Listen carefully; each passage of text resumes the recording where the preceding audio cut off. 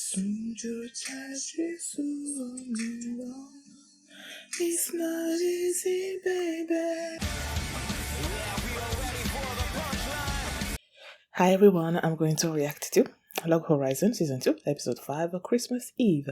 And last episode, Akatsuki was feeling bad, and then there's this guy that showed up the previous episode, and then this episode, he killed a member of Shojiro.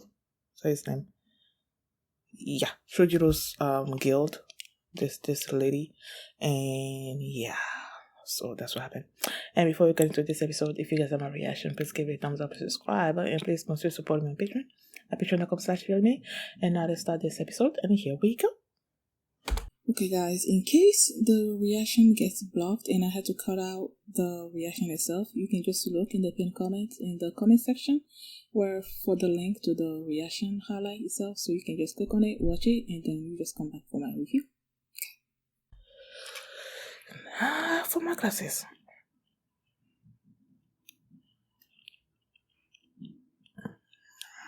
Okay, so that means that lady woke up, right?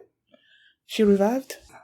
I love seeing these people show back up, because they were the ones that got defeated in the.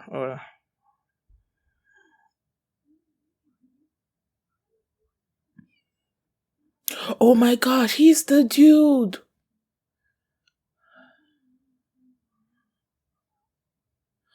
So he's the people of the line?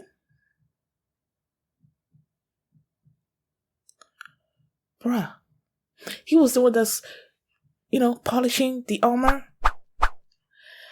How come I didn't make the connection?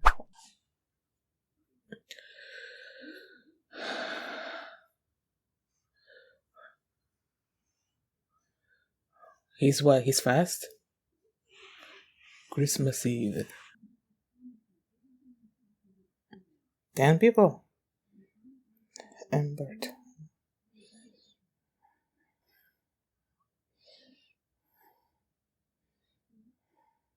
And Shiro is not here either. Oh, no.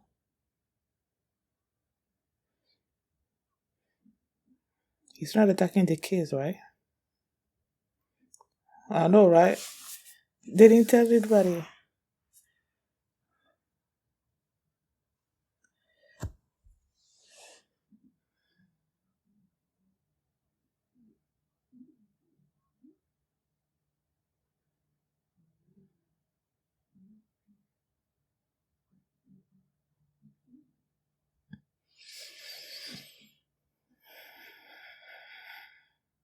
Aww.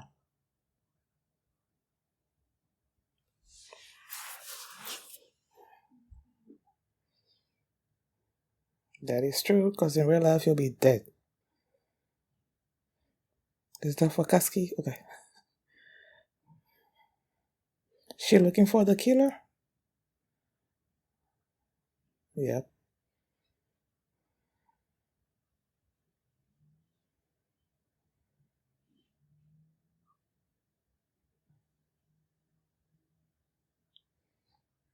Aww.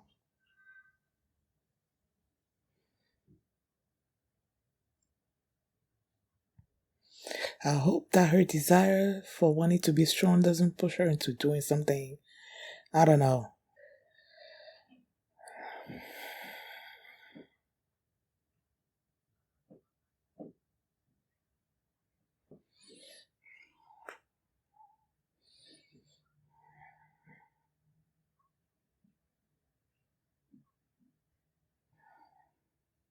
Don't die.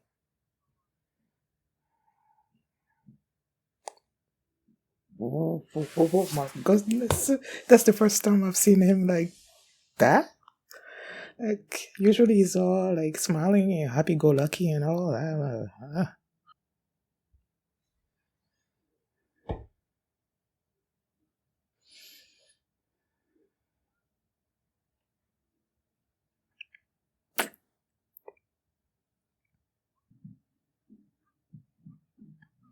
Oh, is he eating it?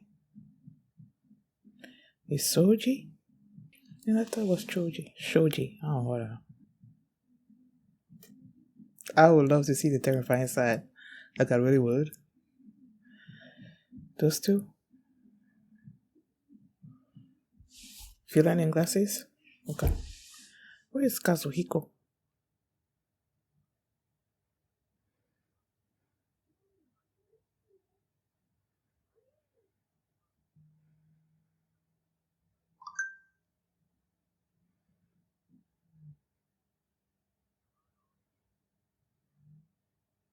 Oh my goodness.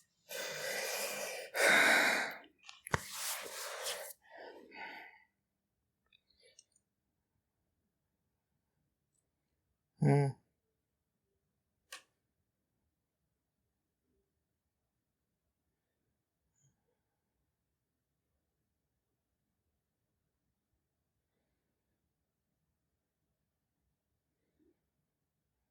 mm.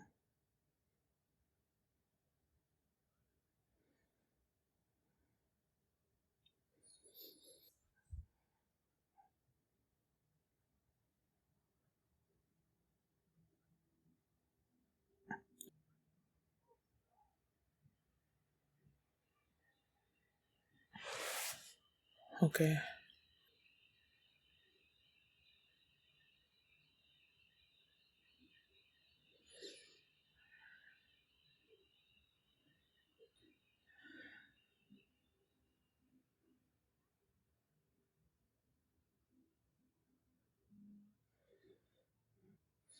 Beth?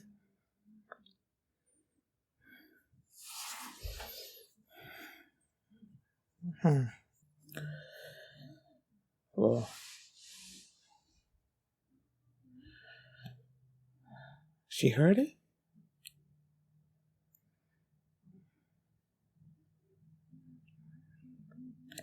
That's what he wants you to do.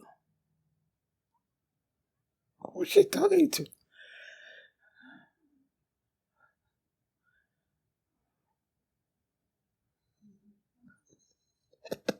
He doesn't even know that.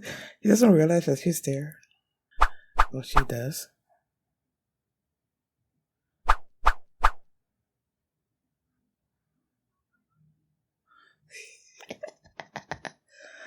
Ah.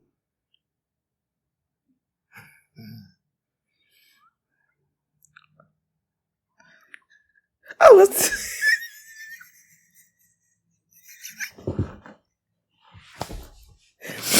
Oh my goodness. So they're having this. I'm like, I got confused for a little bit. Excuse me.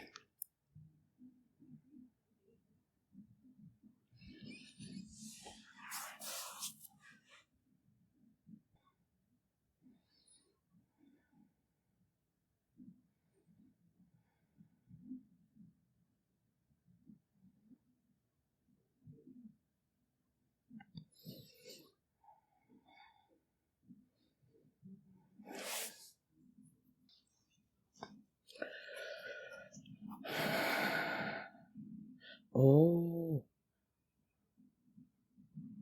Oh. Is that how she dies? Because in the first episode, like, she dies, and Shiri also said that he died. So, I'm wondering if that dude kills her and he died during this raid thing that's going on. And then they both wake up at the cathedral at the same time, maybe. I don't know. Shojiro? Sojiro? Yep.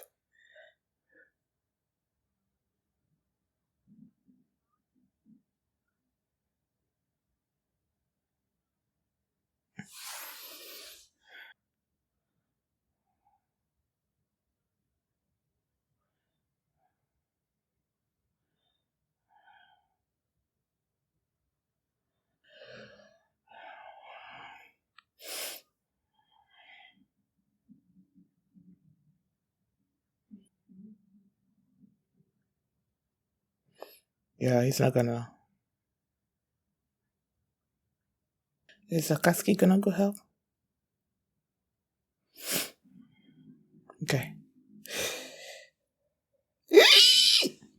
There goes my girl!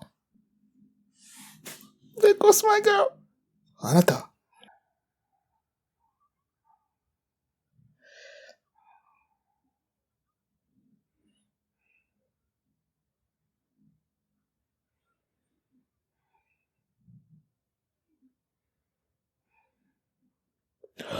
Oh, that's the one that she wanted. Is that the one that she wanted?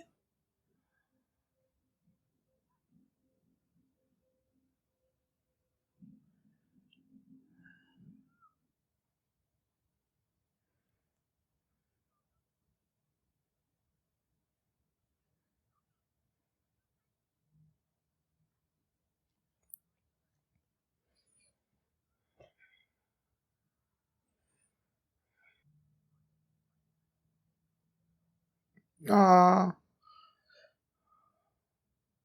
his protege.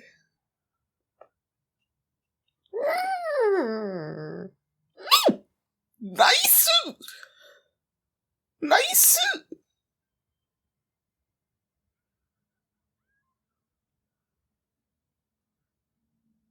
Is he dead? How little of an explanation that is.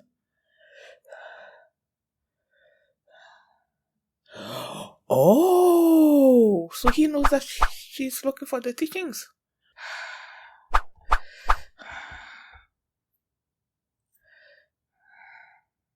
She dead too. They're all dying.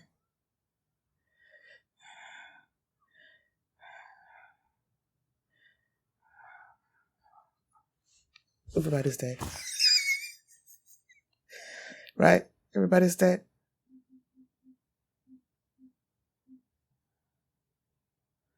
He's dying. Don't worry, both of you are gonna show up. Oh, they're not gonna show up at the same place? Because Shiro said that when you die during the raid thing, you you wake up back up before. You wake up like in front of the gate of the raid place. Right?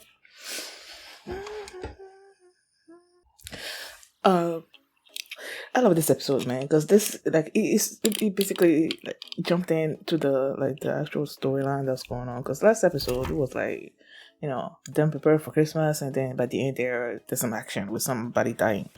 So it's like, But this episode they went right into it with that dude Imbert. They said that he's been killing people. There's like 10 people that have died.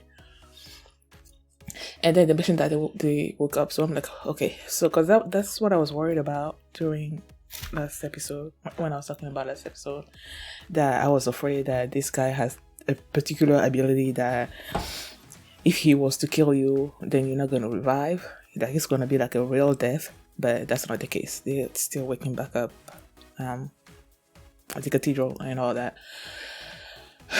And because he attacked that girl from Sojiro's guild, oh my goodness, like when he went to the dark side, like his eyes was like glazed over and all that, he was pissed. I'm like, it was so cool. Because usually he's like, being with his people, right? With his girls fangirling over him and all that, and he was also laughing and stuff like that. So I'm like, it was really cool to see that side of him. But then one of his subordinates, the main girl, I don't know if he's second in command or something, I don't know.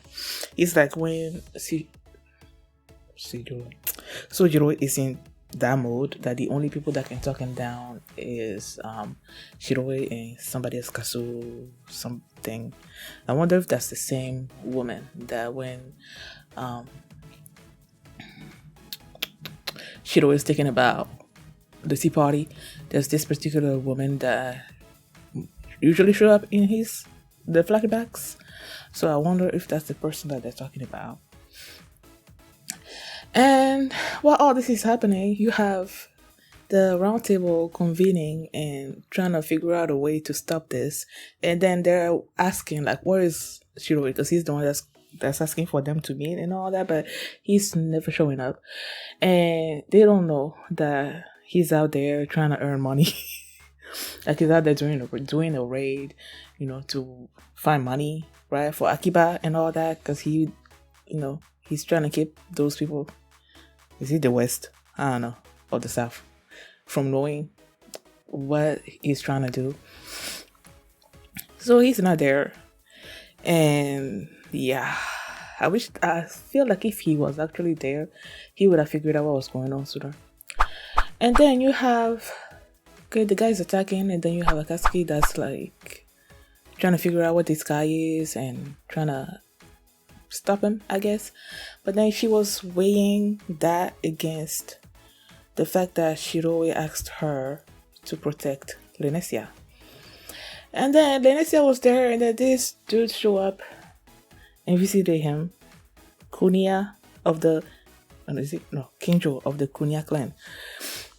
He is the one that told him that the armor is a set of armor that the defenders or whatever wear. The defenders being the royal guard, right? That it was missing, and that usually the way it works is that the armor is usually being powered by this magical circle inside the city, and it's that power that gives. It's the circle, whatever, that gives the. I don't know. It's the magic being pumped into the armor. That's what gives the royal guard this power that surpasses the adventurers.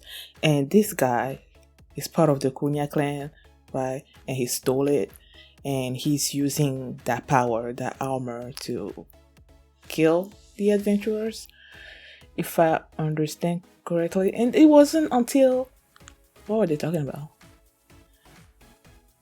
When Shiroe was explaining what the royal guard is at the beginning of the episode, and then you see the guy cleaning the armor, and I'm like, this is the same dude that's attacking people. Like I didn't like notice it at first, and then now that I'm thinking about it, because when Sojiro was fighting him, and then Akatsuki showed up, and then she noticed the sword.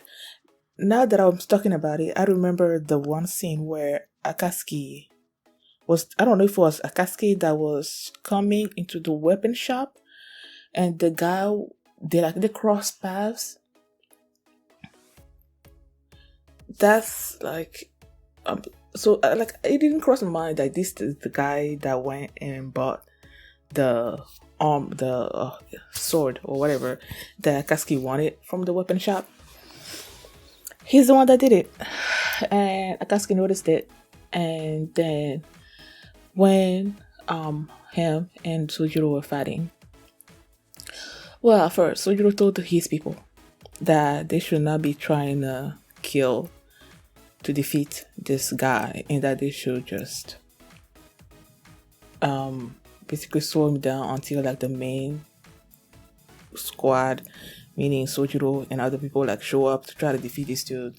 So they did the best, and then Sojiro showed up, but then he also is not, I guess, strong enough, because this guy has like basically unlimited HP. So no matter how much damage you're inflicting, it's not gonna do anything. And then Akatsuki showed up, right? And he's like, he wants to give her a gift. And then he started saying stuff like, look closely, something, and those are the teachings. And I'm like, huh? So the teachings that Akatsuki has been searching for, this guy knows how it works, or something, like the skills to learn the teachings. I don't know. Also, him and Akatsuki, they're not the same class of fighters, right? So does a certain class's teaching, does it apply to other classes' teachings? I don't know if you can get what I'm trying to say.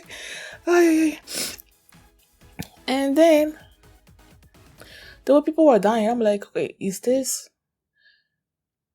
because during the first episode, I believe it was toward the end that which they showed Akatsuki and Shiroe like at the same place, and they're like, I just died. Both of them were like they just died, and that it was Christmas. And then I was all while I'm watching this, I'm like, okay, is this where she's gonna die, and he's also gonna die over there by the raid?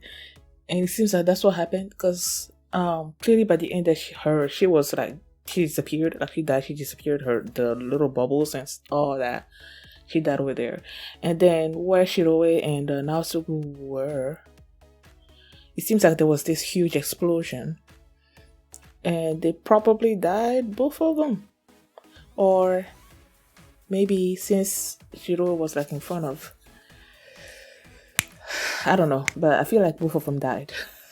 So, I don't know. If both of them died, that doesn't tell me why. It doesn't explain why they both will show up at the same place.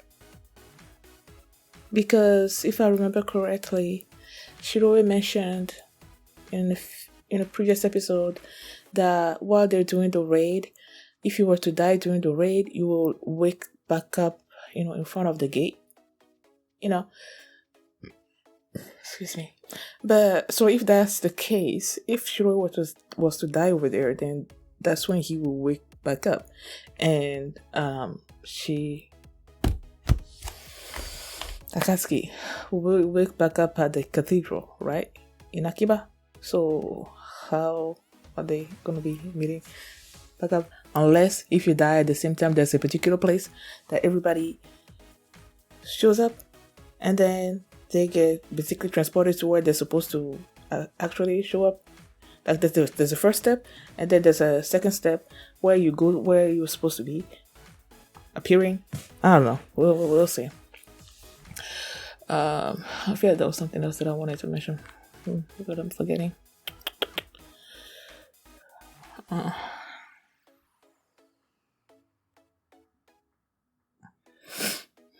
Well, there was a point where the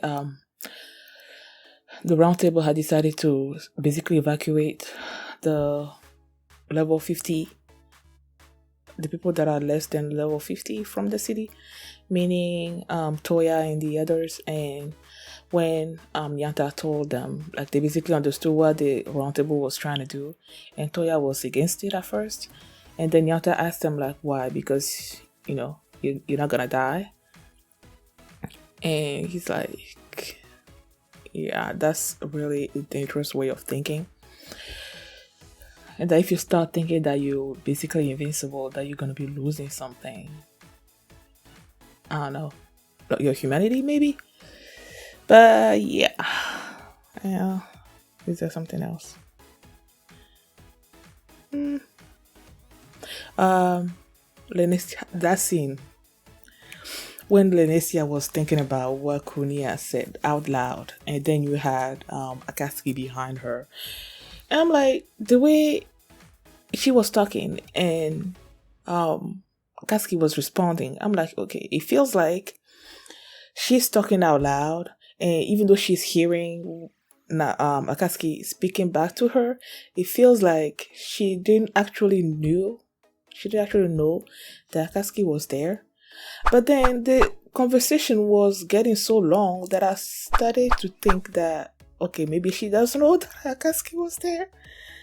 But then by the end, clearly she didn't know. She was speaking to her, but like she wasn't really focusing on the fact that Akatsuki was really there. That scene was funny. So yeah, thank you guys for watching. And if you like this reaction, please give it a thumbs up, subscribe. And if you want to see my reaction to the next episode early, you can do so by checking out Patreon, patreon.com/ifeelimini. And you can also see the full length of this reaction there as well. So thanks for watching, and I'll see you next time.